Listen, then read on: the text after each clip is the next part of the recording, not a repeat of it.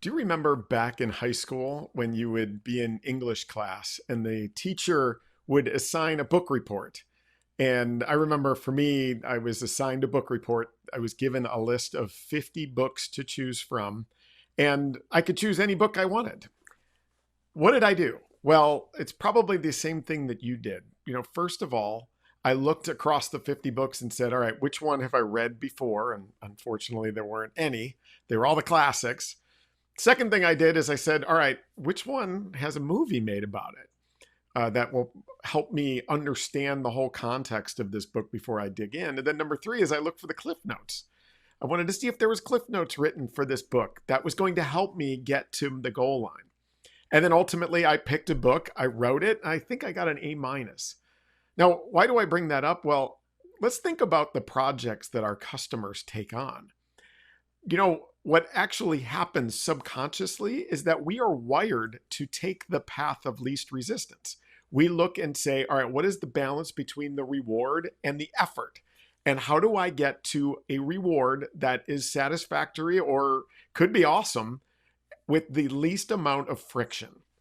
And so why does that matter? Well, when we think across our sales pursuits, right now, consensus buying is really hard. I mean, we always thought that consensus selling was hard, but consensus buying, when all of the buyers are remote, it's really, really tough.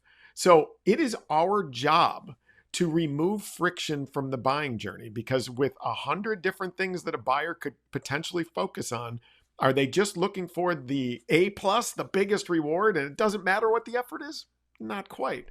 What they're looking to do is get to their goals with the least amount of effort. And that's up to you. That is up to you to help with their positioning. And I got a hint, transparency will help with that. Leading with transparency with both the pros and the cons removes homework from the buyer's journey and builds trust right from the get-go. But think about the stages of your buying journey as well.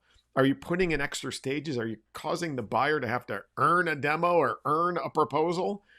Get to it. Remove friction from the buying journey. Look at your contract processes. Do you have one-way terms in there, like auto renews that have a 5% increase?